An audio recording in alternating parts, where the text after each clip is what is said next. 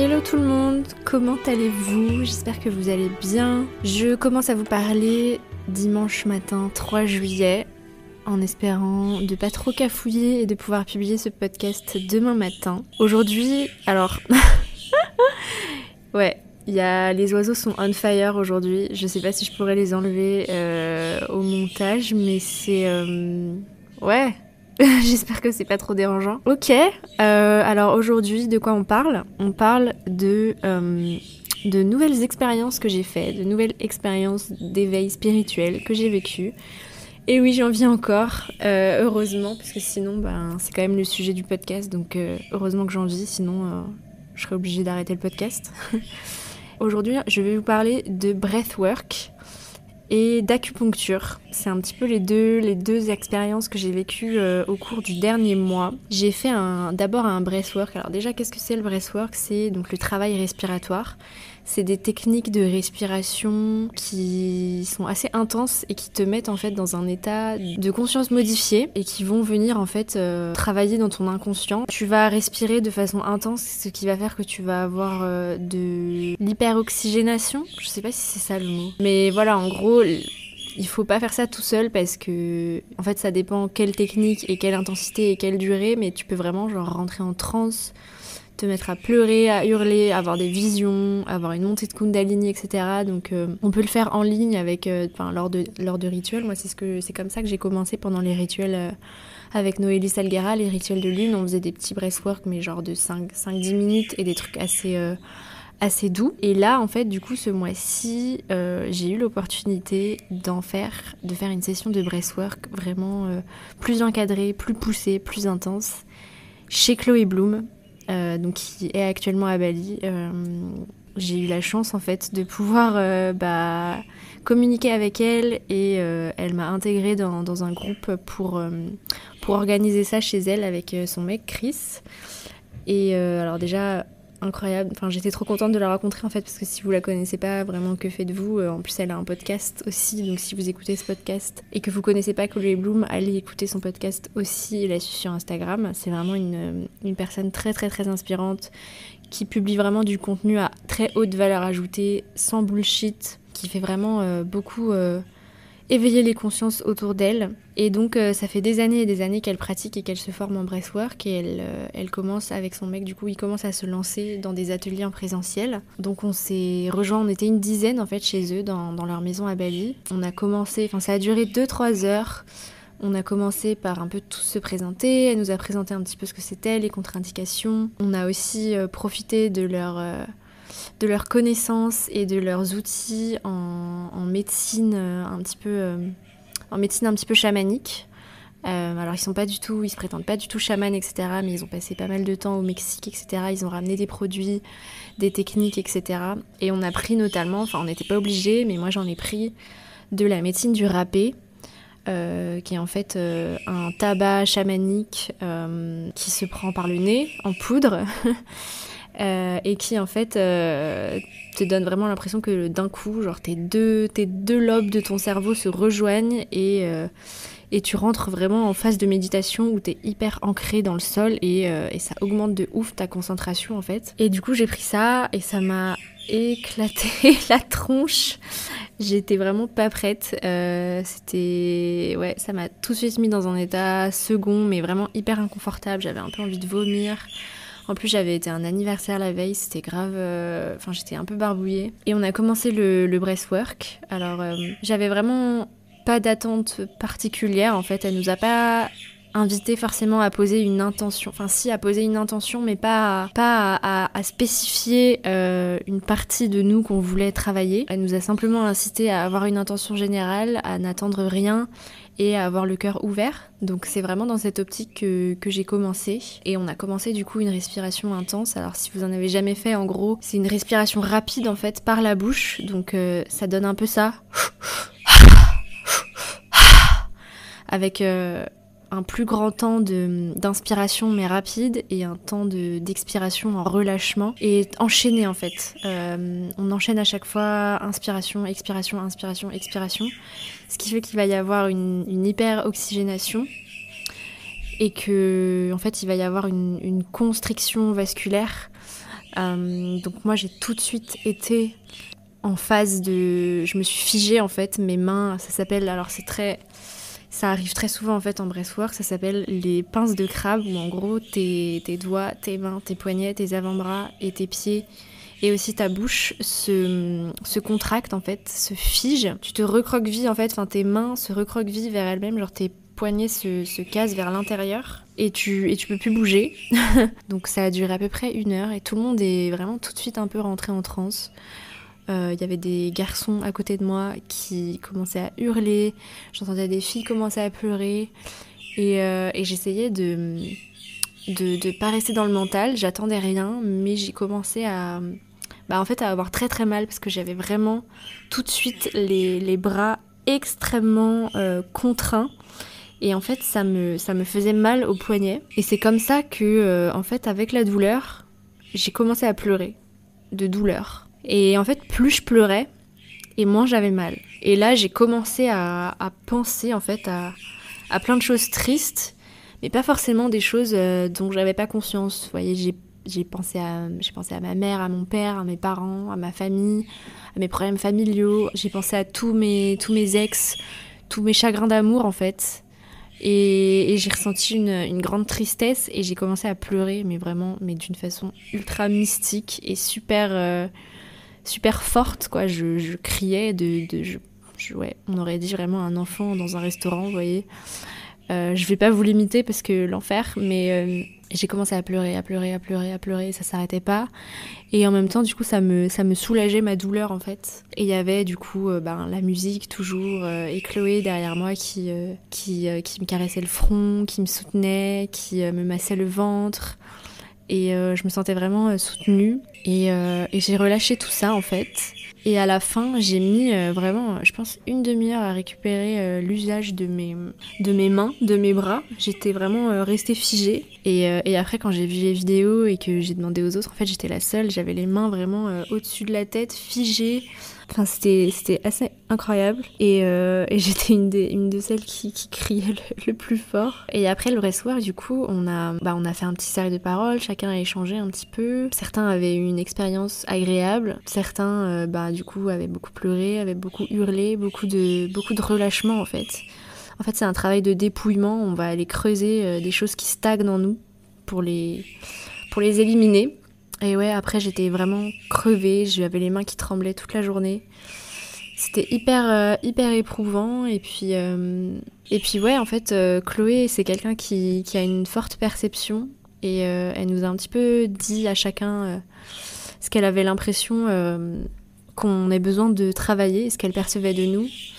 Et ce qu'elle a perçu de moi, c'est que j'avais un énorme tas de tristesse stagnante en moi. Et que le fait d'avoir eu mal au poignet, que ce soit ça qui ait déclenché les larmes, ça montrait qu'en fait j'attends d'avoir très mal pour pleurer et pour relâcher, que mon corps est obligé de me faire ressentir de la douleur pour que je puisse ressentir et relâcher de la tristesse, mais pas avant. J'avais l'air d'avoir un peu toute la misère du monde sur les épaules, ce qui m'a fait un peu, enfin, ça m'a fait sourire parce que c'est vrai qu'on m'a déjà dit ça. On m'a déjà dit que voilà, j'avais l'air de la fille déprimée, mais enfin c'était vraiment, ça fait très longtemps en fait que j'ai l'impression d'avoir évolué par rapport à ça. Je suis plus du tout cette fille dépressive, comme je vous en avais déjà parlé. Et ouais, donc elle me dit tout ça, et en fait, du coup, quand je suis rentrée chez moi après, je ressentais de la tristesse, j'étais triste, et c'était une expérience qui était très douloureuse physiquement et émotionnellement. Et du coup, je me suis un peu mise à réfléchir sur le fait que voilà, j'ai toujours eu ce côté un petit peu triste, ce côté toute la misère du monde, que voilà, j'ai eu des phases dépressives dans ma vie, que j'ai cheminé dessus ces dernières années, mais en fait, je pensais avoir transcendé tout ça, avoir bien vécu cette tristesse. Et que justement lors de mes chagrins d'amour je me suis pas du tout empêchée de pleurer, loin de là, j'ai plutôt été drama queen. Et aussi que dans ma famille on m'a toujours encouragée à parler et à pleurer, donc voilà, j'ai pas l'impression qu'on m'ait empêchée de vivre mes émotions ou de m'être empêchée de vivre mes émotions. Le seul truc auquel j'ai pensé en y réfléchissant, c'est que J'ai jamais vraiment ressenti de tristesse ou quoi que ce soit à l'égard de la séparation de mes parents et du fait que j'ai plus contact avec mon père pendant 15 ans. Et ce qui avait plutôt été une libération en fait, puisque l'environnement familial avec mon père qui était violent, c'était plutôt une libération. Mais quand j'étais ado, du coup, ma mère me demandait souvent ce que je ressentais par rapport à tout ça et je savais jamais quoi répondre à part rien. Je ne ressentais rien.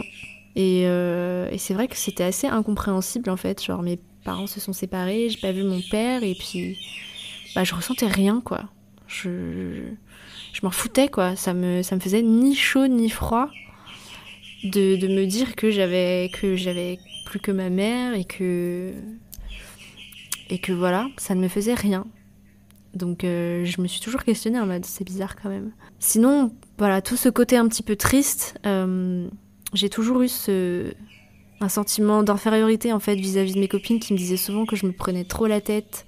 J'ai pas mal été moquée en fait pour ce côté un petit peu dépressif. Enfin, j'aimais bien me complaire. Voilà, je publiais sur Facebook des vidéos de chansons très tristes avec des phrases un petit peu déprimantes, mais c'était pas du tout par rapport à mon père ou quoi que ce soit. C'était plus par rapport à mes peines de cœur quoi. Et du coup, j'ai pas mal été moquée pour ça. Et puis même à l'âge adulte, mes copines me disaient souvent que je me prenais trop la tête, que je ressentais les choses un petit peu trop fortes. Mais voilà, j'avais cheminé sur tout ça et j'ai fini par quand même assumer qui j'étais vraiment et mes ressentis. Du coup, le fait que Chloé me dise que j'avais cet amont de tristesse que je ne libérais pas et que je portais sur mes épaules, je me sentais un peu perdue. Je me disais je me suis dit que oui, peut-être c'est possible qu'en fait j'ai pelé qu'une seule couche de l'oignon, alors que j'avais l'impression d'avoir énormément avancé, mais du coup, si c'est le cas, là je sais plus par où et par quoi commencer en fait et quoi mettre en place pour me dépouiller encore plus parce que j'ai déjà fait tout ce travail et puis voilà, je suis naturopathe, je fais du yoga, je médite presque tous les jours, je suis déjà dans un travail de santé holistique et de remise en question de mes patterns, etc. Ça fait déjà partie de moi, donc là je me sentais triste.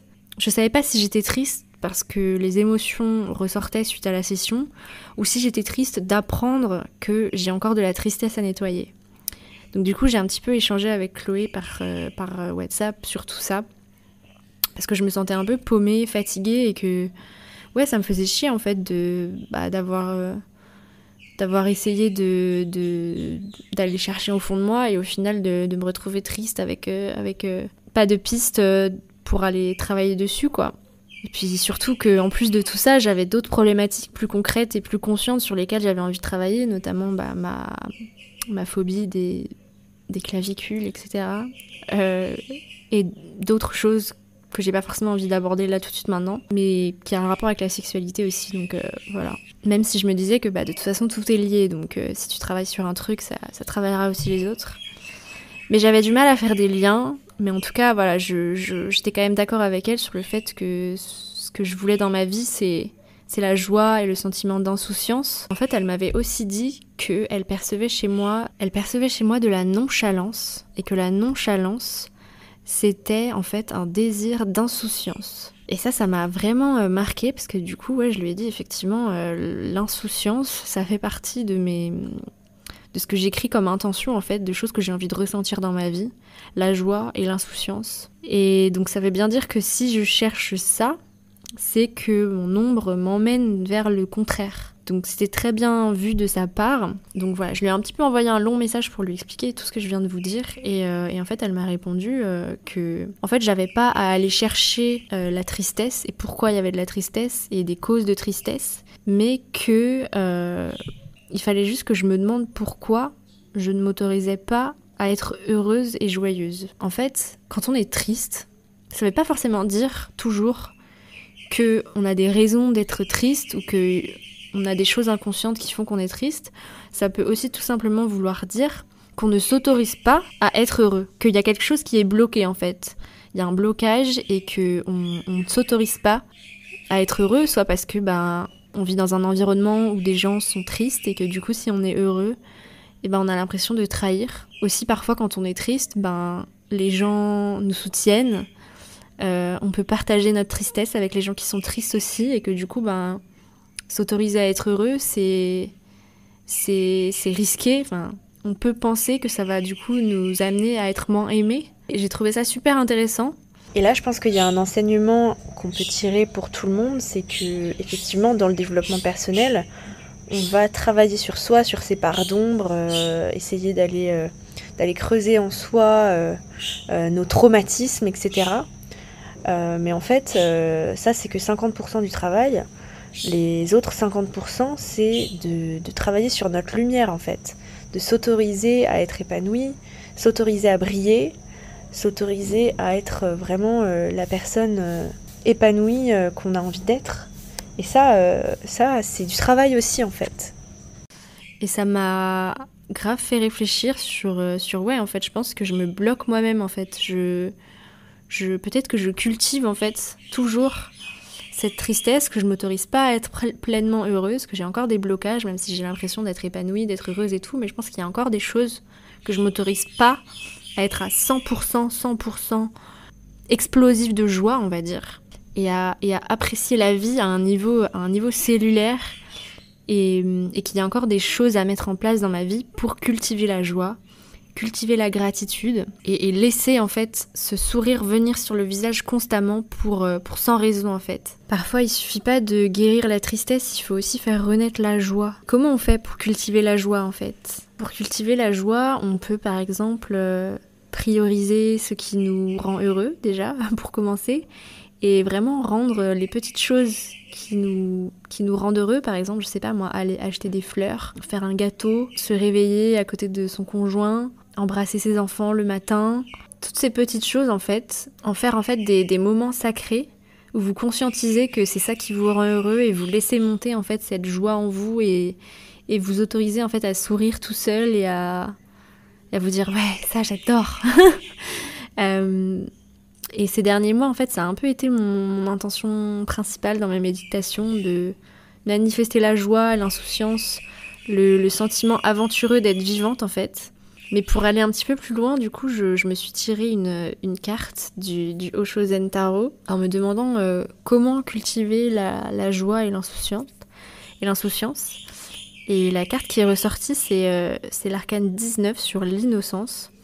Et c'est une carte qui parle de joie enfantine, en fait, de gratitude envers la nature. Sur la carte, en fait, il y a un vieillard avec des fleurs roses qui tombent tout autour du vieil homme.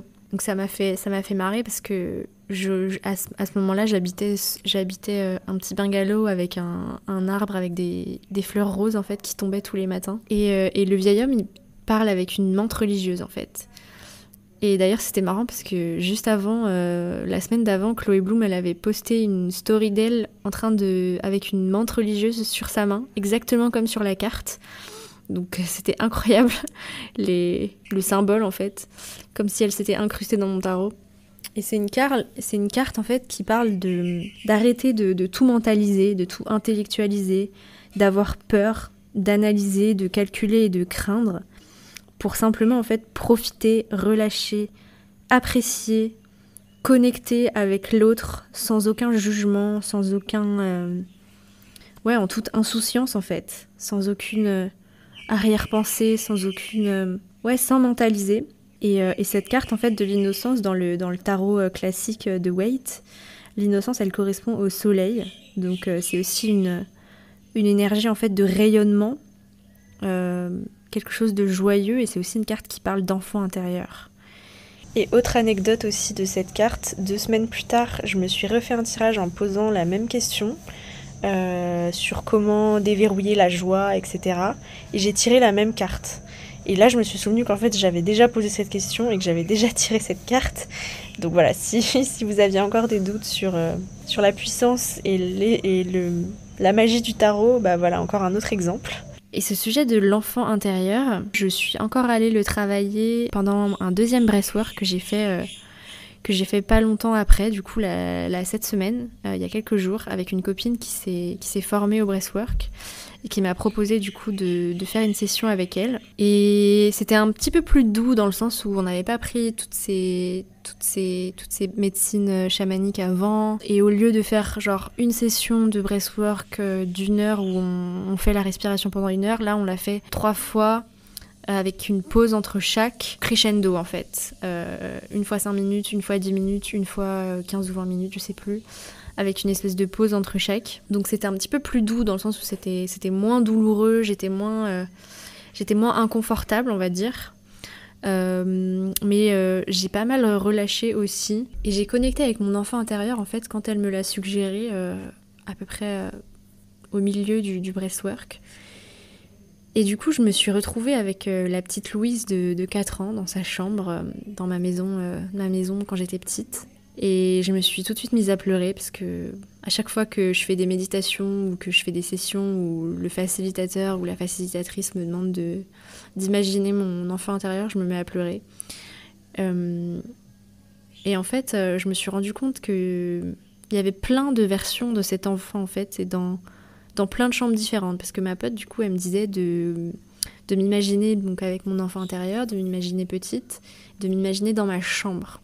Et en fait, j'ai tellement déménagé dans mon enfance, plus de 7 fois, je crois, que je me suis rendu compte qu'il y avait plein de versions de cet enfant, et plein de chambres différentes. Et j'étais tombée aussi sur un reel sur Instagram, en mode, une fois que t'as guéri ton enfant intérieur, maintenant il faut que tu t'occupes de ton adolescent intérieur.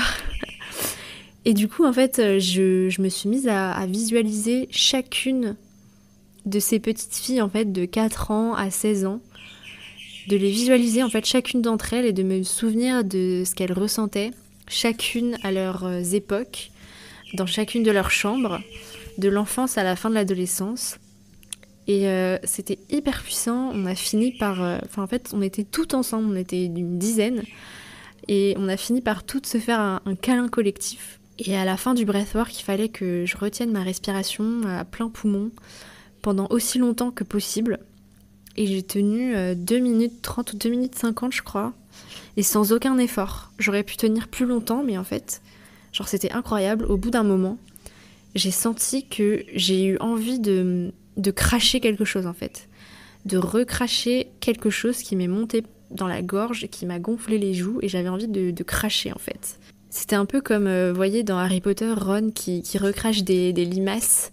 Bah, c'était un peu ça. Genre, j'avais un truc qui montait, je savais pas ce que c'était, mais j'avais envie de cracher. Et voilà, et en fait, pour ce breathwork-là, du coup, j'avais plus mis une intention, du coup, par rapport à ma phobie des clavicules et à ma problématique d'ordre sexuel. Pour le coup, j'ai vraiment ressenti que cette combinaison de ces deux intentions-là avait vraiment connecté. J'ai ressenti beaucoup de chaleur au niveau du bas-ventre et au niveau des reins. Parce que j'avais aussi... mon intention, c'était aussi de comprendre pourquoi j'avais mal au dos, parce que j'ai eu mal au dos aussi toute cette semaine. J'ai eu une crise de sciatique mardi, et du coup j'ai été chez l'acupuncteur, et c'est du coup la suite de ce que je vais vous raconter. Donc j'avais cette intention en fait de comprendre pourquoi j'avais cette douleur chronique au lombaire, pourquoi j'avais cette phobie des clavicules, et pas en fait de comprendre pourquoi, mais comment guérir, genre. Parce qu'en fait, pourquoi, j'ai déjà eu des pistes, notamment avec quand j'ai été voir une médium. J'ai fait un épisode de podcast là-dessus, je crois que c'est l'épisode 9. Puis j'avais été voir un hypnothérapeute aussi, et ça m'avait envoyé des pistes, mais ça m'avait jamais montré comment guérir en fait, concrètement.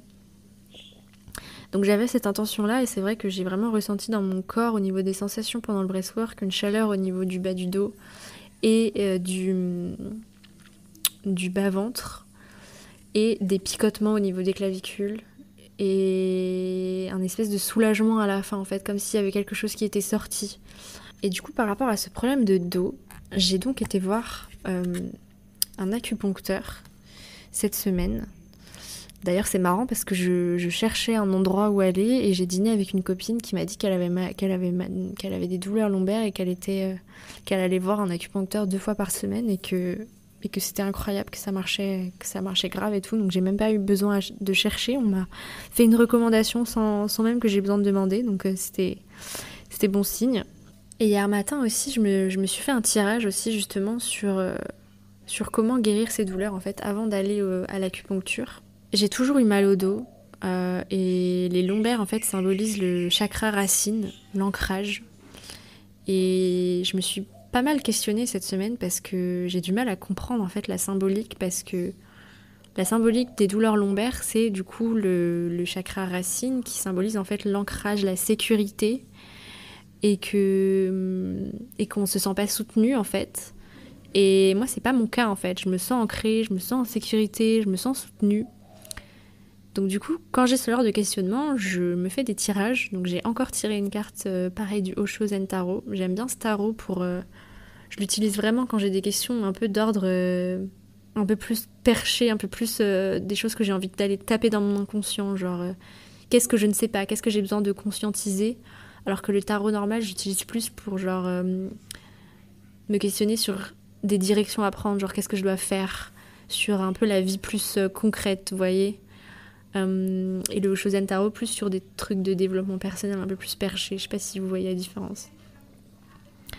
Et du coup, je me suis connectée à mon tarot, je l'ai placé sur mes lombaires, puis je l'ai placé sur mon cœur, en visualisant en fait une énergie qui vient de mes lombaires jusque dans mon cœur, qui traverse mon cœur pour aller dans le jeu, pour me donner la réponse et me donner une piste de guérison.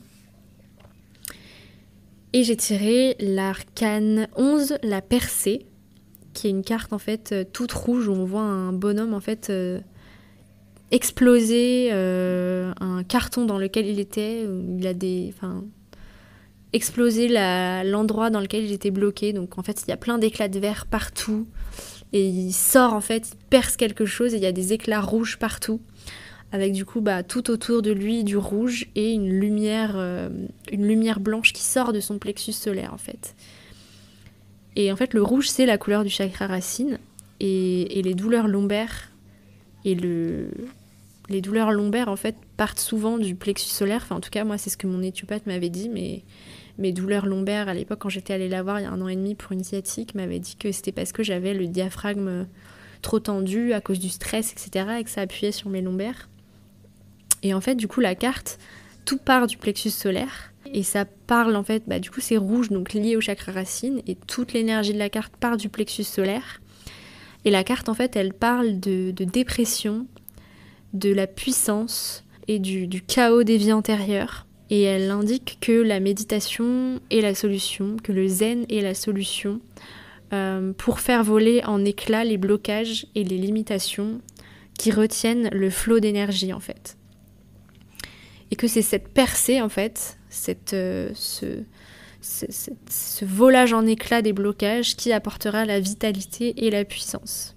Et j'ai trouvé ça incroyable parce que ça a vraiment tapé dans le mille en fait. Et du coup, l'après-midi, j'ai été voir un acupuncteur.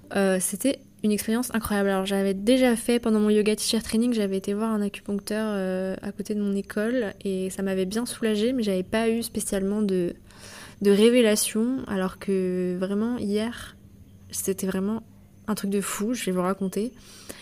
En gros, donc j'arrive, j'étais super bien accueillie dans le sens où le mec était vraiment à l'écoute. Enfin, il m'a fait une consultation en fait avant où il m'a posé des questions, ce qui n'avait pas été le cas la dernière fois, sur ma santé en général en fait, par rapport à ma scoliose et par rapport à... Il m'a un peu fait une anamnèse de naturopathie, on va dire. Donc je m'installe sur la table. Il m'installe les aiguilles d'abord de face, super douloureux d'ailleurs, il m'a enfoncé les aiguilles dans les orteils et tout. Enfin, en vrai ça va parce que ça fait mal 1 seconde et après tu les sens plus, mais genre pas du tout agréable. Et il me dit ok, bon là il va y avoir du coup, on va faire 20 minutes sur le devant, puis 20 minutes sur l'arrière, donc vous allez en avoir pour 40 minutes, donc détendez-vous. Du coup j'ai fermé les yeux, j'ai commencé à respirer, à méditer un petit peu et je me répétais dans ma tête, je guéris, pour un petit peu activer un petit peu la loi de l'attraction et vibrer la guérison et faire en sorte que mon corps guérisse quoi. Et en fait je me suis mise, je ne sais pas pourquoi, à penser à mon père. Je disais à mon corps je guéris, je respirais et je pensais en fait à mes blocages en fait, et j'ai commencé à penser à mon père. Et d'un coup j'ai senti une énorme tristesse et de la compassion en fait. Parce que je vous la fais courte, mais en gros, voilà, maintenant mon père n'a plus vraiment de contact ni avec moi ni avec ses autres enfants. Et il est seul en fait. Et j'ai ressenti une énorme tristesse pour lui en fait. Pas une tristesse pour moi d'avoir été, enfin de plus vraiment l'avoir dans ma vie, ni des souffrances qu'il me l'a infligé à moi et à ma mère, mais une tristesse pour lui en fait. Une tristesse et une compassion du fait qu'il allait finir sa vie seul et que c'était triste quoi, qu'il ait pas réussi à gérer sa vie de famille en fait. Et ça fait 5 ans qu'on s'est pas parlé. Et en fait, je sais pas pourquoi, parce que je pense quand même souvent à lui, mais ça me fait pas grand chose, on va dire. Mais là, j'ai ressenti une énorme tristesse et je me suis mise à pleurer sur la table d'acupuncture avec les aiguilles plein sur la gueule. Je me suis mise à pleurer, mais vraiment à chaudes larmes, quoi, alors que ça m'arrive jamais de pleurer pour lui, quoi. Et du coup, je commence à sangloter et le mec de l'acupuncture vient me voir et il me prend, enfin voilà, il me serre le bras et il me dit « Vous inquiétez pas, c'est normal, vous relâchez des blocages, quoi, donc c'est normal, ça arrive tous les jours, quoi, tous mes patients font ça. » Et du coup, bah voilà, je me suis laissée aller, j'ai pleuré. Et j'ai trouvé ça dingue, en fait, que tu viens pour un problème de dos et en fait, bah on te fait pleurer et on te fait de la libération émotionnelle. Donc déjà, ceux qui avaient des doutes, l'acupuncture, ça marche vraiment, dans le sens où je suis sortie de là, j'avais plus mal au dos. Et donc voilà, ça marche au niveau physique, alors qu'il m'a aussi mis des aiguilles au niveau des lombaires, mais il m'a surtout, la plupart des aiguilles étaient en fait sur la tête, entre les doigts, sur les orteils, sur les mollets, etc. C'est de la médecine chinoise en fait, donc c'est relié en fait au canaux énergétiques, au chi, etc. Je vais pas vous faire un cours sur l'acupuncture et la médecine chinoise parce que j'ai rien préparé là-dessus, mais je vous en reparlerai sûrement. Je vais faire une spécialité là-dessus, j'aurai des cours là-dessus, donc je vous en reparlerai. Mais en fait, ce que je voulais vous partager aussi par rapport à ça, c'est que en fait la libération émotionnelle, c'est pas un bonus. La libération émotionnelle, c'est la clé de guérison de tous vos problèmes de santé, qu'ils soient physiques ou mentaux. C'est ça la clé en fait. C'est pas juste un bonus, je vais guérir physiquement et puis si j'ai le temps, je vais aussi faire de la libération émotionnelle pour ma santé mentale. Non, en fait, c'est ça la clé. Il n'y a que ça en fait, parce que même si vous avez des causes, bien sûr, vous avez des problèmes de dos, il y a des causes d'accidents, de mauvaise posture ou d'alimentation, etc. Mais en fait, si la maladie frappe à un endroit, c'est qu'il y a une symbolique aussi émotionnelle derrière. Et si vous avez engendré en fait des symptômes physiques et des causes physiques, c'est parce qu'il y a de l'émotionnel derrière qui parle en fait, et de l'inconscient derrière qui parle. Donc je vous invite vraiment, vraiment, vraiment à aller travailler sur votre émotionnel, à faire du dépouillement, à utiliser des techniques de libération émotionnelle, quelles qu'elles soient, parce que c'est vraiment ça qui va aller vraiment taper dans le mille.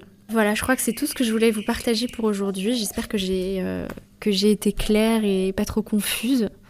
Voilà, ne vous contentez pas aussi de uniquement conscientiser ce qui vous procure de la joie, mais vivez-les à fond. Autorisez-vous à déborder de joie pour ces choses qui sont simples, à en faire votre priorité absolue, à les sacraliser, à les honorer chaque jour avec la même ferveur.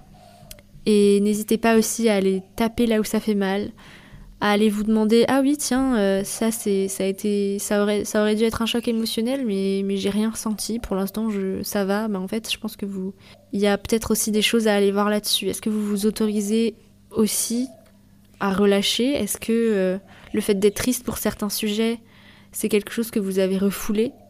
Est-ce que vous n'avez pas de la tristesse refoulée ? Est-ce que vous n'avez pas aussi de la joie à laisser sortir ? Voilà, c'est tout ce que je voulais vous partager. J'espère que vous avez apprécié cet épisode, que ça vous a donné envie d'aller creuser en vous, que ça vous a donné éventuellement la pêche et que ça vous donne envie tout simplement de déverrouiller la joie aussi.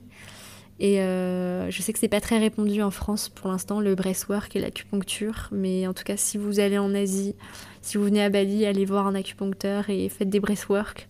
Veillez à ce que ce soit bien encadré avec des gens qui sont bien formés. Sinon vous avez aussi les soirées expansion de conscience avec Chloé Bloom où elle fait des breathwork assez doux en ligne, mais elle va aussi se lancer, ils vont aussi lancer des ateliers en France, dont un à Lyon en septembre. Donc si ça vous intéresse, n'hésitez pas à les suivre. Voilà pour mes petites recos. Et puis là, je vais vous laisser parce que je sens que ma voix est en train de s'éteindre et je vais aller à l'Ecstatic Dance au Yoga Barn. J'espère que ça va être chouette. Et je vous souhaite une très bonne semaine et on se rejoint sur Instagram et sur YouTube aussi. Je suis de plus en plus active sur YouTube. J'ai sorti un vlog hier matin sur comment passer un week-end sain. Donc voilà, si vous l'avez pas encore vu, allez le voir et je vous sors des vidéos de plus en plus souvent. Voilà, bref, je vous fais des gros bisous, passez une bonne semaine et à très bientôt.